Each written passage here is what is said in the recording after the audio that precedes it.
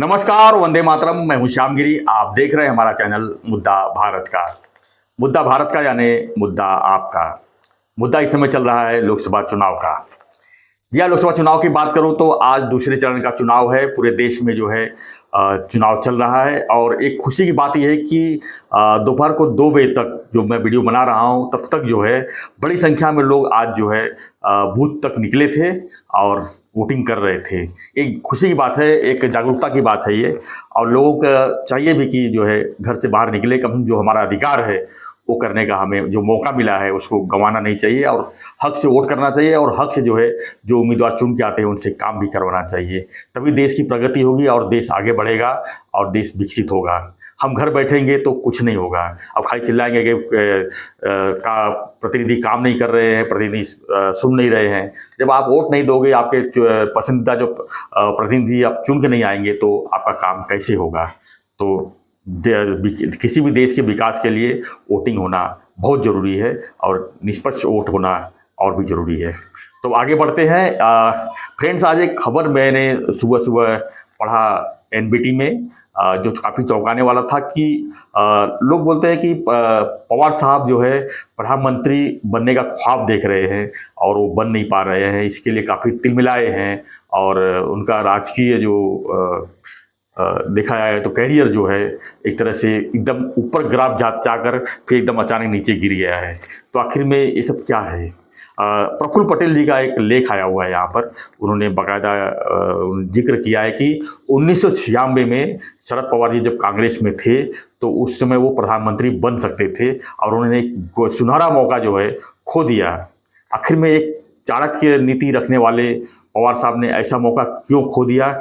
ये तो बहुत ही सोचने वाली बात है और समझने वाली बात है कि पवार साहब जैसे व्यक्ति जो है मौके का फ़ायदा नहीं उठा पाए और आज तक जो है वो उस पद से दूर रह गए और सोचते ही रह गए कि कब प्रधानमंत्री बनूंगा, और मौका जो है अब तो लगभग नामुमकिन सा बना हुआ है। खैर, इंडिया गठबंधन में है, चुनाव है, कुछ भी हो सकता है मौका मिले। लेकिन जो उन्होंने मौका जिस तरह एक जब वो पूरी तरह से परिपक्व राजनीति में थे और कांग्रेस के साथ में थे, यानी कांग्रेस पार्टी में थे, तब उन्होंने अच्छा मौका, यानी 1996 की बात है जब देवे गौड़ा जी जो है 11 महीने का कार्यकाल पूरा किए थे और उस समय अध्यक्ष थे सीताराम केसरी जी, और उन्होंने जो है देवे गौड़ा जी से इस्तीफा मांग लिया था। और उस समय जो है पवार साहब लोकसभा के जो है नेता थे, लोकसभा में जो है हाउसिंग लीडर थे। उस समय उनको जो है सब जो कांग्रेस के लीडर थे करीब, उन्होंने कहा है कि कम से कम 100 के ऊपर जो है कांग्रेस के जो सांसद थे वो चाहते थे कि पवार साहब जो है प्रतिनिधि करे और प्रधानमंत्री बने। लेकिन उन्होंने क्यों ऐसा मौका छोड़ दिया? उन्होंने, देखो मैं पढ़ के सुनाता हूँ। पटेल ने कहा कि 1996 में जब कांग्रेस ने देवेगौड़ा सरकार से समर्थन वापस ले लिया था, उस वक्त कांग्रेस के सांसदों में जबरदस्त आक्रोश था क्योंकि तत्कालीन कांग्रेस अध्यक्ष सीताराम केसरी ने 11 महीने में ही देवेगौड़ा सरकार से समर्थन वापस ले लिया था और कांग्रेस का कोई भी सांसद इतनी जल्दी चुनाव का सामना करने के लिए तैयार नहीं था। न सिर्फ कांग्रेस के सांसद बल्कि विपक्ष के सांसद भी सीताराम के फैसले से नाराज थे। शरद पवार उस समय लोकसभा में कांग्रेस संसदीय दल के नेता थे और सारे सांसद पवार साहब को समर्थन देने के लिए तैयार थे। पटेल ने कहा कि उस वक्त मैं भी लोकसभा का सांसद था। मेरे ही पहल पर शरद पवार जी दिल्ली में स्थित 6 गुरुद्वारा रक्तबगंज स्थित घर पर एक बैठक हुई जिसमें 115 से ज़्यादा सांसद मौजूद थे। उन्होंने बताया कि यह बैठक चल ही रही थी कि तभी तत्कालीन प्रधानमंत्री देवेगौड़ा जी का फ़ोन आया और उनके फ़ोन को मैंने ही रिसीव किया। उन्होंने मुझे तत्काल अपने घर पर बुलाया था। जब मैं उनके घर पहुंचा तो देवेगौड़ा ने अपना लिखा हुआ इस्तीफा मुझे दिखाया और कहा कि 15 दिन इस सरकार को बने रहने दो, 15 दिन बाद मैं खुद इस्तीफा दे दूंगा। तब पवार साहब को सभी सांसद मिलकर प्रधानमंत्री चुन सकते थे, लेकिन तब पवार साहब ने कोई ठोस निर्णय नहीं लिया।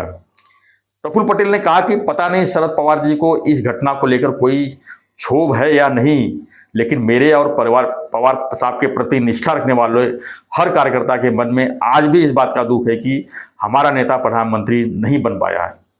यानी महाराष्ट्र से एक प्रधानमंत्री बन सकते थे पवार साहब और एक सुनहरा मौका उन्होंने खो दिया है। खैर, प्रफुल्ल पटेल जी तो इस समय पवार साहब के साथ में नहीं है और इस समय वो एनडीए में है, यानी अजीत दादा के साथ में है।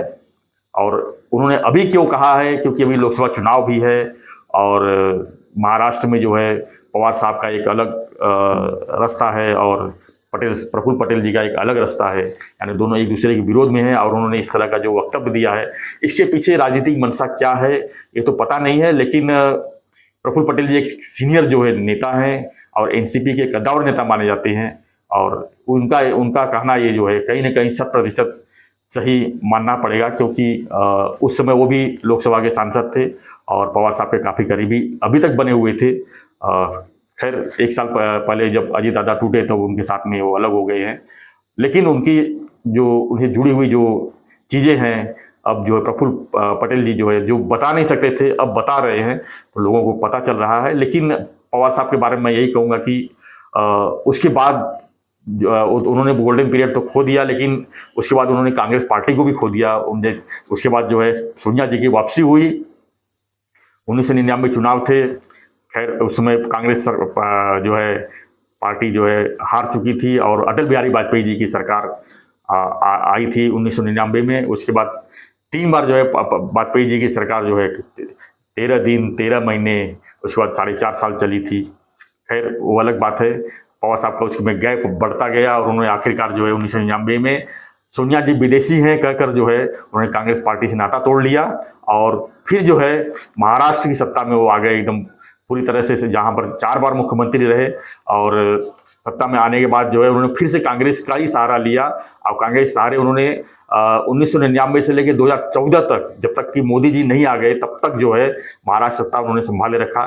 भले वो मुख्यमंत्री नहीं रहे, भले बाकी कुछ नहीं, लेकिन एनसीपी के प्रमुख रहते हुए, नेशनल कांग्रेस पार्टी के प्रमुख रहते हुए उन्होंने महाराष्ट्र की पूरी तरह से सत्ता अपने हाथ में ही रखी। भले कांग्रेस का मुख्यमंत्री था, लेकिन मजबूती से जो है उन्होंने पकड़ बना रखी थी अपने पार्टी के जरिए कांग्रेस पार्टी पर। और जो भी डिसीजन होता था महाराष्ट्र के लिए उनकी ही डिसीजन होती थी। उप मुख्यमंत्री अजीत दादा भी थे, उसके पद्म सिंह पाटिल भी थे, आर पाटिल भी थे, उसमें होम मिनिस्टर थे, उनकी बड़ी टीम थी। तो पवार साहब ने जो है एक तरह से देखा है तो इतना बड़ा मौका खोने के बाद भी आज उनको मलाल होगा कि नहीं पता नहीं, लेकिन आज जो है प्रफुल्ल पटेल जी ने उनको याद दिलाकर जो है शरद पवार जी को एक और टेंशन दे दिया है कि ये मैंने क्या कर लिया। अगर पवार साहब ने ये लेख पढ़ा होगा ये, तो उनको तो ये लगा होगा कि ये मैंने क्या कर लिया था उस समय। खैर उनके कार्यकर्ता भी आज भी सोच रहे होंगे कि आज अगर पवार साहब अगर प्रधानमंत्री रहे होते तो महाराष्ट्र का और भी नक्शा कुछ अलग होता। खैर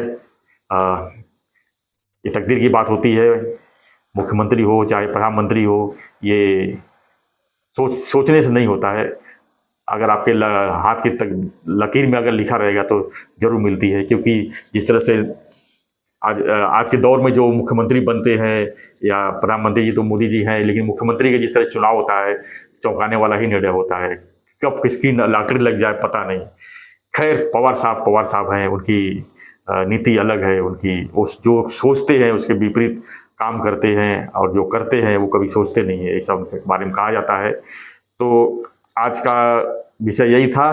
खैर चुनाव का माहौल है, तो चुनाव के माहौल में एक खबर और भी है मुंबई से, जहां पर वर्षा गायकवाड़ को उत्तर मध्य मुंबई से जो है पश्चिम मध्य मुंबई से उनको जो है टिकट दिया गया है कांग्रेस पार्टी से, यानी कि महाआघाड़ी की तरफ से उनको टिकट दिया गया है वर्षा गायकवाड़ को।